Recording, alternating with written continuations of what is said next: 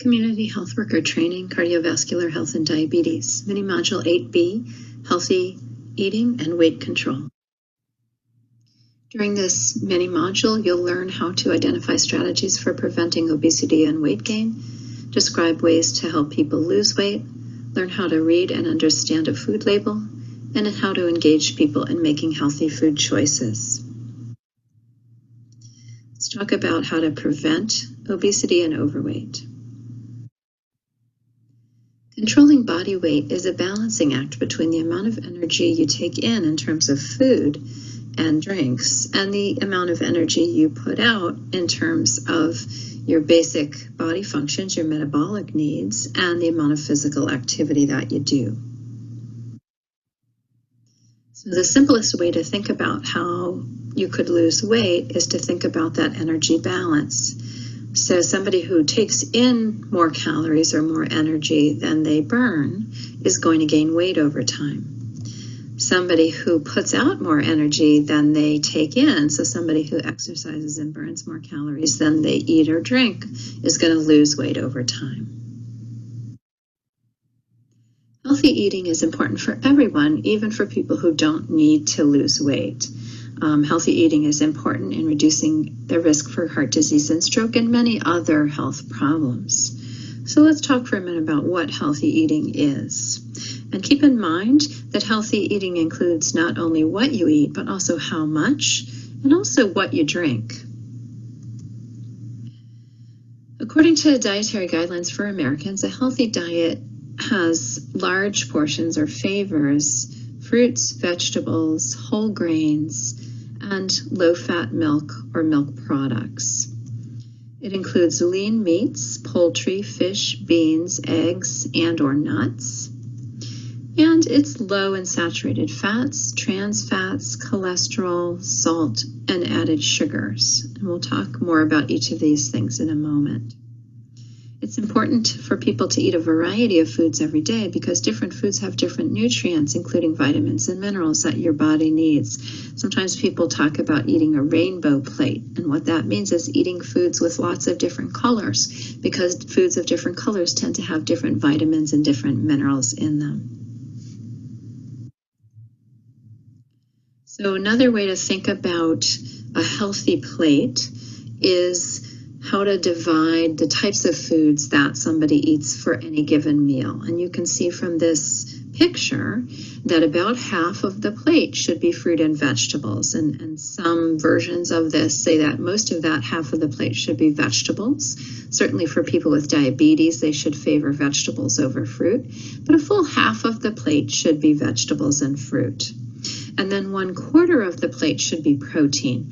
And protein is things like meat, chicken, fish, eggs, beans. Those are important nutrients for your body, but many Americans eat too big of a volume of protein because protein also tends to be pretty high in fat and calories. And then 1/4 of your plate should be whole grains, and grains include things like bread, rice, pasta, and the less refined they are, in other words, whole wheat bread, whole wheat pasta, brown rice rather than white rice. So the less refined they are, the healthier they are for you. So they have more nutrients, and your body also breaks them down into sugar much slower than if you're eating a lot of, say, chips and a lot of white bread and white rice. But again, look at the volume here. It's only 1/4 of the plate. And then you have to think about what you're drinking. So in this example, they have dairy. Ideally, it would be low-fat dairy, low-fat milk, for instance. Other healthy drinks include water or water that is flavored with non-caloric sweeteners, such as putting a tea bag in water, for instance. Seltzer is also healthy. Sometimes people forget about the amount of calories and the amount of sugar in soda or even in juice. Even 100% juice drinks have a lot of calories, so you want to limit the number of those that you would drink. Sometimes people decide that using diet soda would be safer and healthier for them. But there have been a number of studies that have found that actually people who drink diet drinks tend to gain weight because they throw off your hormones that recognize when you're full. So really you want to try to stay away from diet drinks as well. So low-fat dairy, low-fat milk, for instance, or water are the healthiest drinks.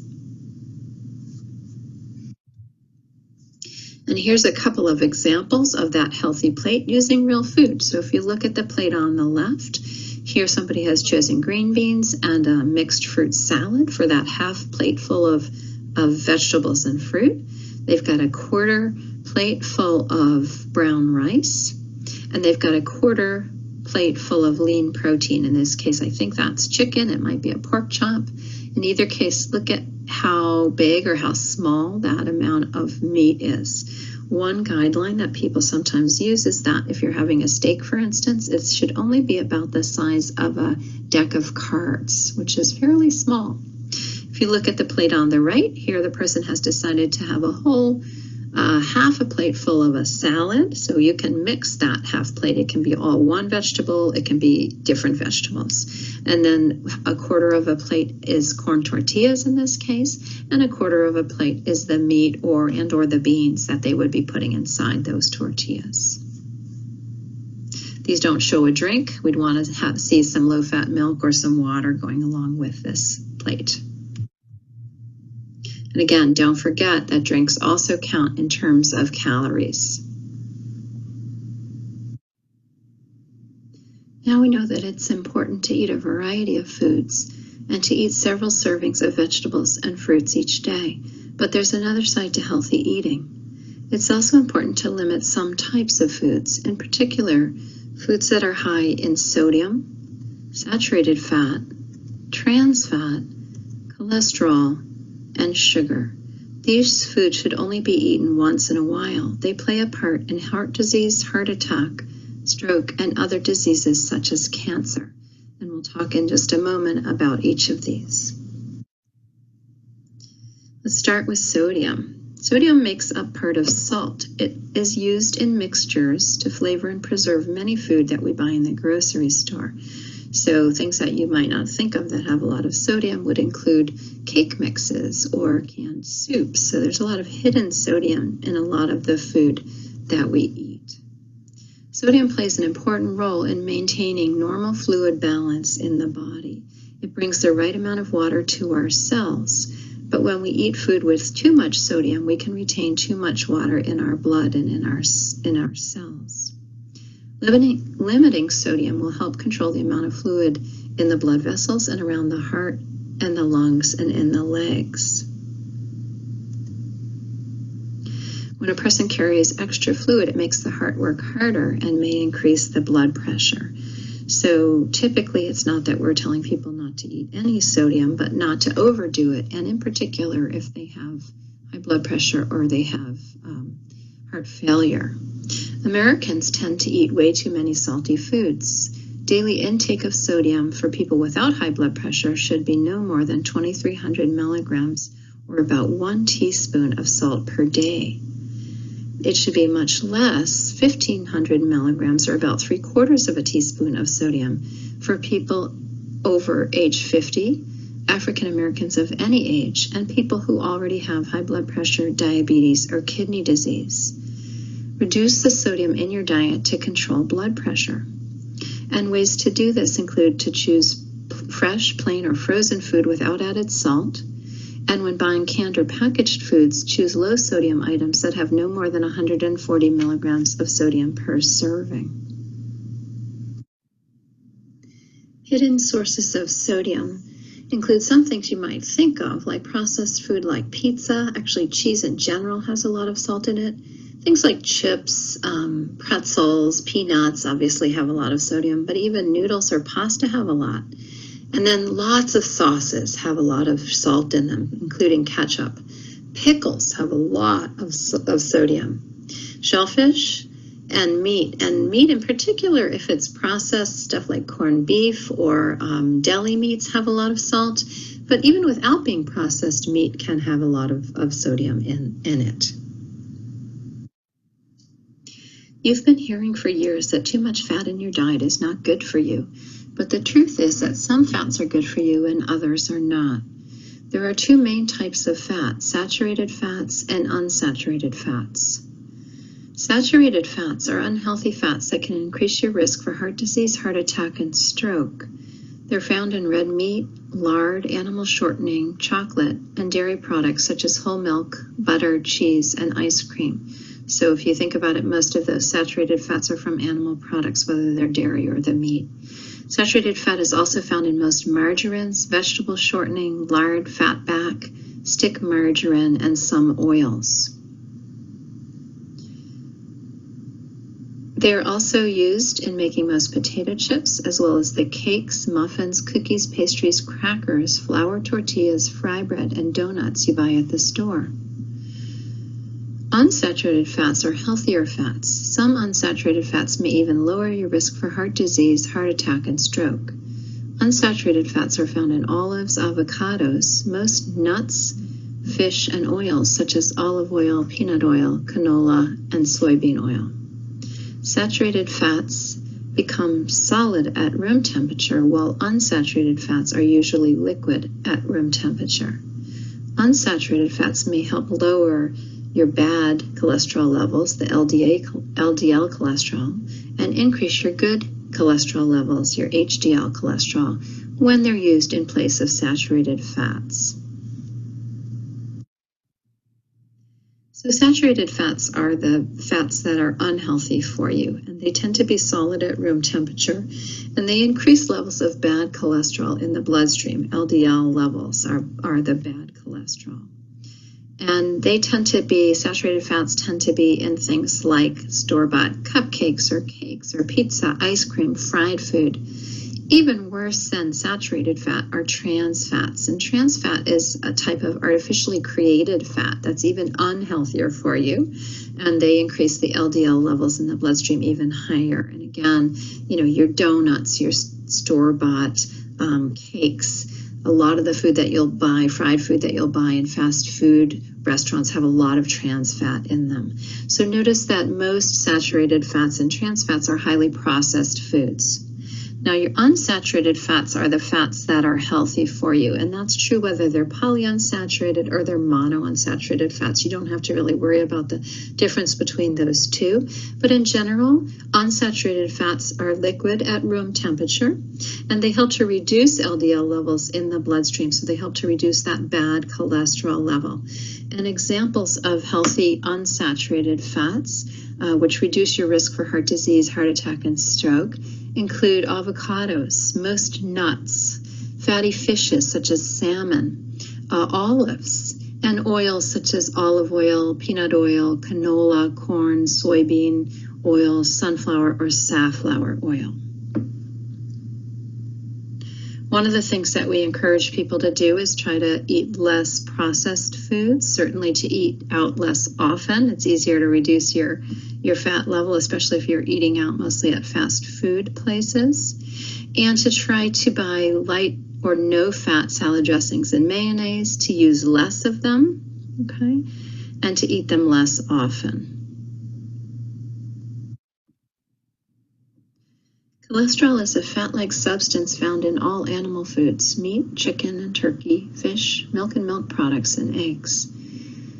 Although there's not a direct one-to-one connection, eating a lot of high cholesterol foods may increase people's blood cholesterol, particularly the bad cholesterol in the blood, the LDL cholesterol, which can lead to higher risks of heart disease. In milk products, cholesterol is mostly found in the fat, so lower fat products contain less cholesterol. Egg yolks and organ meats such as liver are high in cholesterol, but plant foods do not contain cholesterol.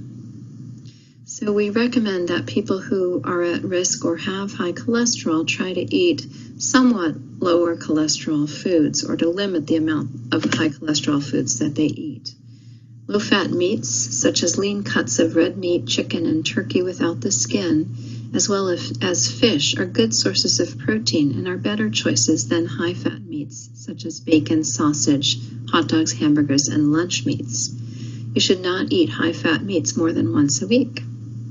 Reducing saturated fats, trans fats, and cholesterol, and replacing them whenever possible with unsaturated fats will have the greatest effect on someone's high blood cholesterol levels. Sugar. Most people take in much more sugar than is healthy. Some sugar is found naturally in many foods such as milk and fruits, but this type of sugar is not the problem. It's the sugar that's added to food and drinks that's unhealthy. Most added sugars in the typical American diet come from soft drinks, candy, jams, jellies, syrups, and table sugar used in coffee and put on cereal. Sometimes sugar is added to other foods such as ice cream, sweetened yogurt, chocolate milk, canned or frozen fruit and heavy syrup, sweet tea, ketchup, and sweetened bakery products such as cake, granola bars, and cookies. For healthy eating, go easy on sugars that people add to foods at the table, like sugar, honey, and jelly. And choose less high-calorie foods like fruit over those that have a lot of sugar, such as candies, sweet desserts, and sugary drinks. Whole grains are a good source of fiber and nutrients. Whole grains refer to grains that have all the parts of the grain seed or kernel. Choose whole grain foods for most grain servings to get added nutrients such as minerals and fiber. You can find out if the food you are eating is made of whole grains by looking at the ingredient list of the food label. The whole grain should be the first ingredient listed. The ingredients are listed in order of how much of them there is in that food, and the first phrase or the first term is what the food is mostly made up of. These are some examples of whole grains: brown rice, bulgur or cracked wheat, millet, popcorn, quinoa, whole grain barley, whole grain corn, whole oats or oatmeal, and whole wheat. It's important to teach your clients how to read a food label so they can make informed and healthy decisions about what type of food to eat and how much. So we're going to take a minute and learn how to read a food label. This is an example of a food label on this slide. So the first place they want to start, number one on this slide, is serving information. So the first thing you want to look at is the number of servings in the package, or the servings per container, and the serving size. Serving sizes are standardized to make it easier to compare similar foods. This is not a recommendation of how much you should eat or drink. It's an indication of how much of that food has the amount of calories and nutrients that are listed below on the food label. And it's important to notice because, for instance, on this one, it says that the calories are 250 calories, and you might think that's in the whole can, when in fact, if you look up above at the serving size, that's in just 1 cup. So if you eat 2 cups, you're getting 500 calories. So it's very important to notice what the serving size is.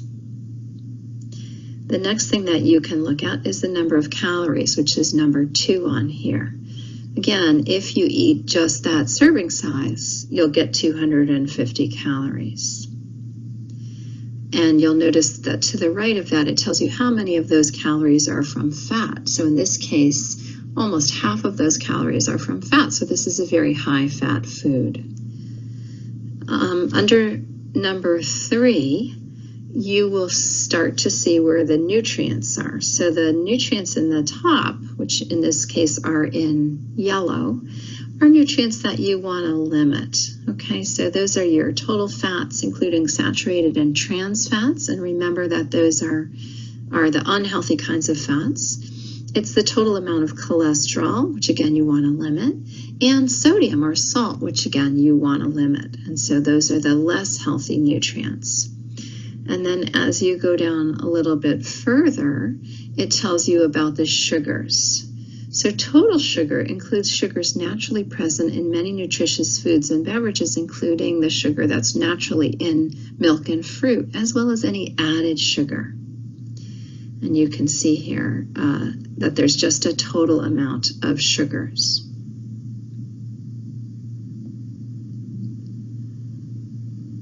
And then below that, again, in this slide in blue, are nutrients that are healthier for you. And those include vitamins. They include dietary fiber, vitamin D, calcium, iron, and potassium. And eating a diet high in dietary fiber can increase the frequency of bowel movements, can lower blood glucose and cholesterol levels, and reduce calorie intake. So in general, high fiber foods are healthier. Diets higher in vitamin D, calcium, iron, and potassium can reduce the risk of developing illnesses such as osteoporosis, which is a problem of the bones getting too weak. They can reduce the risk of anemia, which is having not enough iron in your blood, which can make you very tired.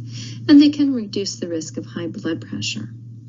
So understanding how to read the food label helps you to make healthier choices and better informed choices when you're choosing your foods. Take a moment now to click on this link to this short video about how to read food labels, and then come back to the PowerPoint when you've watched it. Learning how to read and understand food labels can help you make healthier choices. Here is the current and new nutrition label. The serving information tells the size of a single serving and the total number of servings per container or package.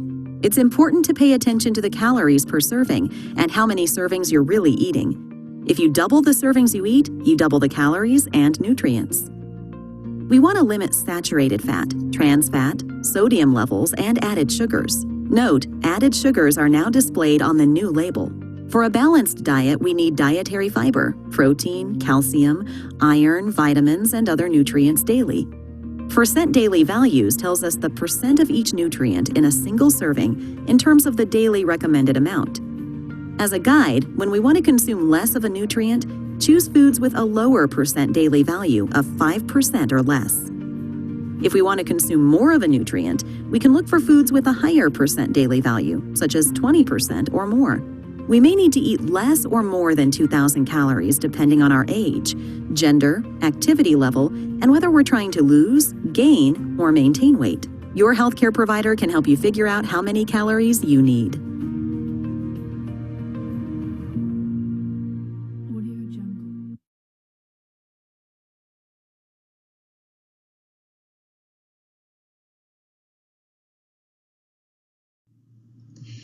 There are a lot of healthy eating plans that different people choose to follow.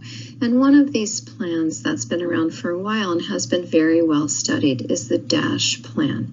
And the DASH plan is good to follow to make sure you're eating several servings of fruit and vegetables a day and limiting sodium, fat, and sugar. DASH stands for Dietary Approaches to Stop Hypertension. Hypertension is another word for high blood pressure.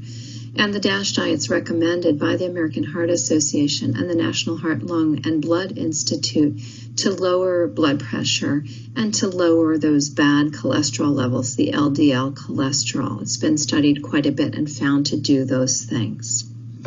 And so it includes eating every day 2 to 3 servings of low-fat dairy or no-fat dairy, 8 to 10 servings of fruit and vegetables, so that's a lot, 6 to 11 servings of whole grain foods, 6 ounces or less of lean meat, poultry, and fish a day, and then every week having 3 to 5 servings of nuts, seeds, or legumes. Legumes are types of beans. And people who follow this tend to have good outcomes in terms of lowering their blood pressure and lowering their bad cholesterol levels. It's important to eat a variety of foods and healthy foods, but it's also important not to eat too much. Take a good look at your dinner plate. Vegetables, fruit, and whole grains should take up the largest part of the plate. If they don't, replace some of the meat, cheese, white pasta, or rice with your favorite vegetable. This will lower the total calories in your meal without reducing the amount of food you eat. But remember to use a normal or small size plate and not a platter. Take a look at this video. Click on this link to give your clients an idea of how to estimate serving sizes for the different types of foods they should be eating each day. Hi, I'm Charlotte Lawson, a registered and licensed dietitian. And you're probably wondering, if I'm supposed to have 5 servings of fruits and vegetables, what is a portion size? Or how do I determine the portions of foods per day? Now, typically, a good half a cup is, for instance, a serving of a fruit or vegetable. And you're wondering, I don't have a half cup measure with me. How can I know how much I'm getting? One easy thing to think of is a tennis ball cut in half. So if you have a half of a tennis ball, this is about the serving size of a half of a cup. Now, this is easy to recall in your brain, so when you don't have this measuring cup available, try to think of that half tennis ball. Then you might be wondering, how much is a serving of meat? Well, typically you only need about 3 ounces per serving. That's either the size of a female's palm, okay, we have the size of a palm, a deck of cards, or even a hockey puck. This is about a 3-ounce serving. Now we're looking at our servings of cheese or dairy. A nice little dice, about 3 or 4 of these is almost an ounce of cheese. And especially since you can buy those cube cheeses in the bag, that's an easy way to determine how much you're supposed to be having. Now also keep in mind, a lot of things are portioned out. For instance, staying on track with cheese, if you've ever had like a string cheese, that's an easy 1 serving size as well. Now also keep in mind looking at the serving size on your nutrition facts label.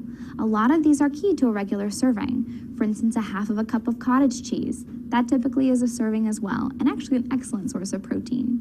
This is just a couple tips. Make sure to read your nutrition facts labels and always reference the Food Guide Pyramid or mypyramid.gov to look for more information on details about the food pyramid and the recommendations. I'm Charlotte, and eat happy. So we've talked about what a healthy diet involves. How can community health workers support people to adopt a healthier diet? You can talk with your clients about the benefits of healthier eating and support them in their efforts to adopt and maintain healthy changes in their eating habits. You can help people find affordable, fresh fruits and vegetables and other healthy foods, and support efforts to have healthier food choices in schools, work sites, and other places. We all know that it's very hard to change to having a healthier diet. It's very hard to lose weight or to maintain a healthy weight. And rather than focusing just on overweight or on the weight that somebody sees when they step on a scale, it's much more helpful to focus on healthy eating and eating both healthy food and a healthy amount of food. The other thing is to really acknowledge to your clients how hard it is to maintain a healthy diet and help them to make small changes that they can stick with. And then once they have really integrated those into their life and into their lifestyle, to then add the next small change. If they try to change too much too fast, they're going to fail. And I think we all know people, and maybe you're one of these people yourself, who've been successful at losing weight, sometimes a lot of weight, but then you not only gain it back, you gain even more. And that's a very unhealthy way to live, to be on a yo-yo diet where you're going up and down. It's much better to help your clients make slow changes to their diet and to their healthy food choices that they can stick with for the rest of their lives. So slow and steady is really the goal here.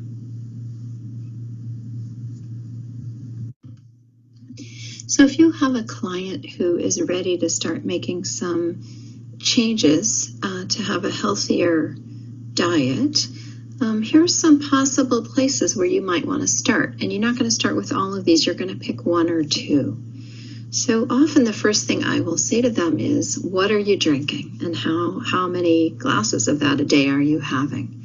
Because this is a place where you will get a big bang for your buck. So if they tell you that they are drinking 5 cans of soda a day, that's a huge number of calories. And if you can work with them to decrease the number of soda that they're drinking a day, right there, they're going to save a lot of calories. And you have to talk to them about it, right? And talk to them about how much sugar and how many calories is in each can of soda. And if they're drinking 5 a day, you could maybe start by saying, could you cut down to 3 a day? for the next 2 weeks, and then we'll see where you're at after that and see if you're willing to go down further. And you might then talk to them about what other kinds of drinks would be healthier to replace those 2 cans of soda a day that you're having them cut down. Another place you could start is for them to become aware of serving sizes. So if they are eating, a 12-ounce steak for dinner, really starting to talk to them about the fact that, well, a lean steak is actually a very healthy type of protein, but they should really be eating a protein that's about the size of their fist, and the rest of their meal should be filled in with fruit, vegetables, healthy whole grain foods, right? So really cutting down on the amount of large servings. For some people, it can be very helpful to actually use smaller plates. There's been a lot of research that shows that just using a smaller plate decreases the amount that people are eating without them feeling deprived. And the interesting thing about this is it even works for nutritionists. So we kind of trick our brain by using smaller plates. So that's an example of a place where you could start. You could ask someone, are they willing to add 1 vegetable to lunch and 1 vegetable to dinner each day? And it could be any non-starchy vegetable that they like, whether it's those little carrot sticks, or whether it's a salad, or a sweet potato, really whatever kind of non-starchy vegetable that they enjoy eating. Could they add 1 fruit per day? So maybe when they come home from school or from work, instead of having a cookie, they could have an apple, or they could have a peach, and have that be their first change. Maybe if they're the person who cooks in the family, you could talk to them about whether it would be possible for them to, say, bake the food, so baked chicken, rather than always frying it. So again, starting to make some changes around how food is prepared can cut down on the amount of fat and the amount of calories in a particular dish, and that will have benefits for the whole family. And then if you've got a client who eats a lot of fast foods and really just has to keep doing that because of their lifestyle for whatever reason, you might want to talk about, are there fast food places that tend to serve healthier foods? And are there healthier choices at the fast food places that they go to?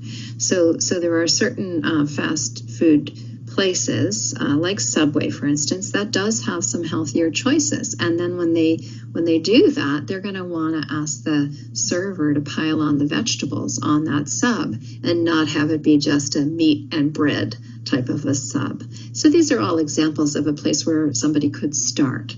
Just making that single change in their eating is not going to solve their whole problem in terms of being overweight or in terms of having high blood pressure, but it's a start, and you want them to kind of take the steps one at a time so that they can be successful and really make changes that they can keep forever before they go on to making the second and the third and then the fourth change. So you want to be very supportive around this. It's going to be a long-term process. In this mini module, you have learned to identify strategies for preventing obesity and weight gain, to describe ways to help people lose weight. You know how to read and understand a food label, and you can help people become engaged in making healthy food choices. The next mini module 8C is going to address physical activity and more hints on how to get people to make lifestyle changes.